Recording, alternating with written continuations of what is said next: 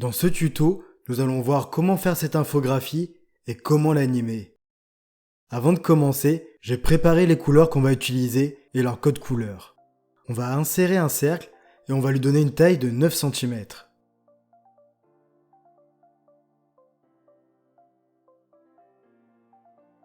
On va lui mettre aucun remplissage, on va lui mettre un contour noir, on retourne sur contour, épaisseur, autre trait, pour lui mettre un contour d'une épaisseur de 8 cm. Et ensuite, on met le cercle au centre de la diapo. Maintenant, on va créer des petits cercles de 0,6 cm de diamètre.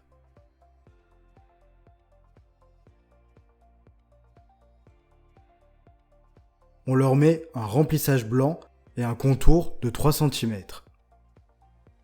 Ensuite, on va mettre ce petit cercle au centre de la diapo et sur le contour du grand cercle. On va le dupliquer en faisant un cliquer-glisser tout en restant appuyé sur la touche CTRL et on va situer ce nouveau cercle un petit peu plus au-dessus. Pour ça, on peut aussi s'aider des flèches du clavier.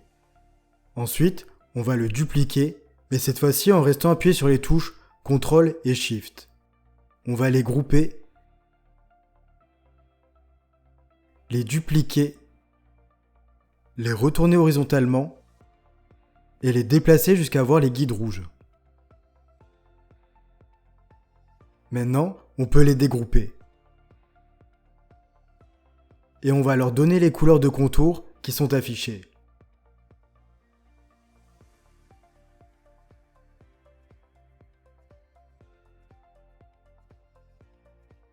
Une fois que c'est fait, on va insérer un rectangle arrondi et on va lui donner une hauteur de 3,4 cm et une largeur de 8,8 cm. Et on déplace la boule jaune pour que la forme soit totalement arrondie. Ensuite, on l'aligne au milieu de la diapo. Maintenant, on insère un cercle et on lui donne une taille de 3 cm. Et ensuite, on lui met un remplissage blanc et on enlève son contour. On le met dans le rectangle arrondi. Ensuite, on insère une zone de texte et on marque ce qu'on veut. Comme police d'écriture, on va mettre Lato Black. On va augmenter sa taille à 20 et on va augmenter l'espacement entre les lettres à 1. Ensuite, on déplace la zone de texte au centre du rectangle arrondi. On sélectionne les 3 éléments en restant appuyé sur la touche CTRL et on les duplique au-dessus. Pour compléter la forme, on va insérer un triangle. On lui donne une rotation de 90 degrés, on réduit sa taille, on le met bien au milieu,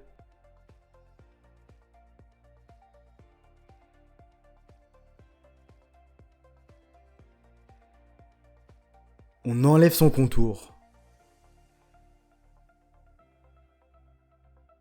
Une fois que la taille du triangle nous convient, on le duplique pour le mettre à la forme du dessus en faisant une petite rotation.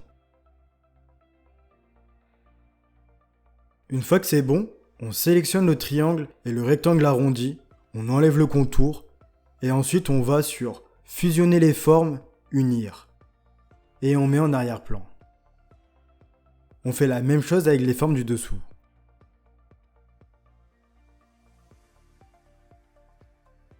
Ensuite, on duplique la forme du haut en restant appuyé sur les touches CTRL et SHIFT pour la mettre en bas. Et on la retourne verticalement. Là, vous voyez, je n'ai pas les guides rouges pour m'indiquer que ma forme est à la même distance de celle du milieu que la première. Pour remédier à ça, on va aller sur l'onglet Affichage et on va cocher Repère. On va sur le repère horizontal, clic droit, Ajouter un repère horizontal. On déplace le repère jusqu'à la forme du dessus et on voit qu'il a une valeur de 3,50. Du coup, on crée un autre repère horizontal et on le descend jusqu'à retrouver la valeur 3,50. Et on n'a plus qu'à positionner la forme par rapport au repère.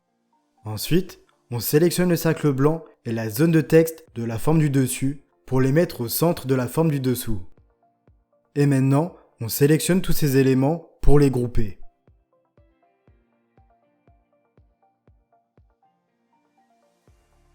On duplique le groupe, on le retourne horizontalement et on le déplace jusqu'à ce qu'il soit à la même distance du bord de la diapo que le premier. Une fois que c'est fait, on peut tout dissocier. Maintenant, on va insérer les icônes. Bon, j'en prends 6 au hasard. On va prendre la première icône et on va la mettre au centre du cercle blanc. Pour être sûr que l'icône soit bien centrée, on va la sélectionner avec le cercle et on va faire aligner centré, aligner au milieu.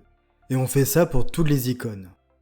Là, je trouve que les icônes sont un peu grandes, du coup, on va toutes les sélectionner et on va les rétrécir en restant appuyé sur les touches CTRL et SHIFT.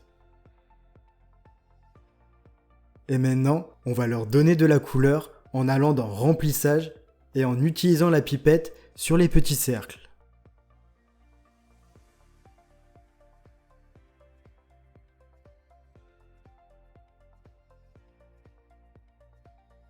Maintenant, on va donner les ombres au cercle blanc. On commence par sélectionner les 3 cercles de gauche et on fait clic droit, format de la forme. On va sur le deuxième onglet et on donne l'ombre au centre à gauche. Et on met une transparence à 80%. Pour les cercles de droite, on fait la même chose mais en mettant l'ombre au centre à droite.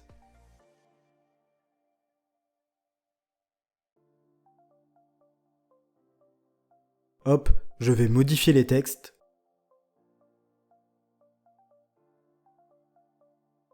On sélectionne les 3 zones de texte de gauche et on leur met la couleur blanche. Et pour l'ombre, on a juste à mettre celle qui est au centre à gauche. Et pour ceux de droite, comme tout à l'heure, c'est l'ombre au centre à droite. Maintenant, on sélectionne la première forme pour lui donner un dégradé. En type, on met radial, on supprime les barres du milieu en cliquant dessus et en faisant supr. On sélectionne la barre la plus à droite pour lui donner la même couleur que l'icône. On sélectionne la barre de gauche pour lui donner la même couleur, mais on lui met une transparence à 30%. Et on fait ça pour toutes les formes.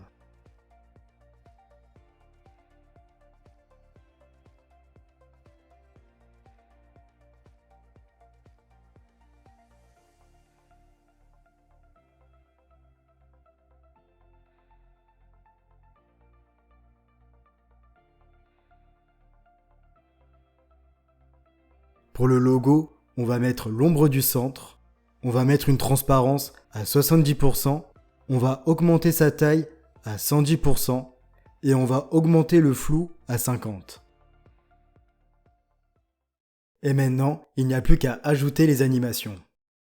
Mais avant, si tu aimes la vidéo, je vais te demander de la liker et de t'abonner. Et tu peux même laisser un commentaire. Cette petite action va me permettre de gagner en visibilité et de développer la chaîne. On va commencer par sélectionner le grand cercle, les petits cercles et le logo pour les grouper. Ensuite, on va aller sur l'onglet Animation, on clique sur la double flèche et on va aller sur Autre effet d'entrée. Et on sélectionne Tourbillon. Maintenant, on va grouper tous les éléments de chaque forme.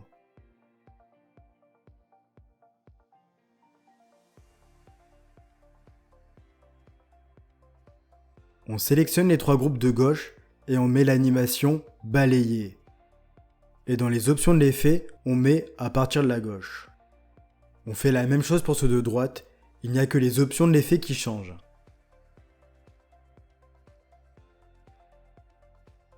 Et pour finir, dans le volet animation, on sélectionne tous les groupes sauf le premier et on met après la précédente et un délai de 0,25 secondes.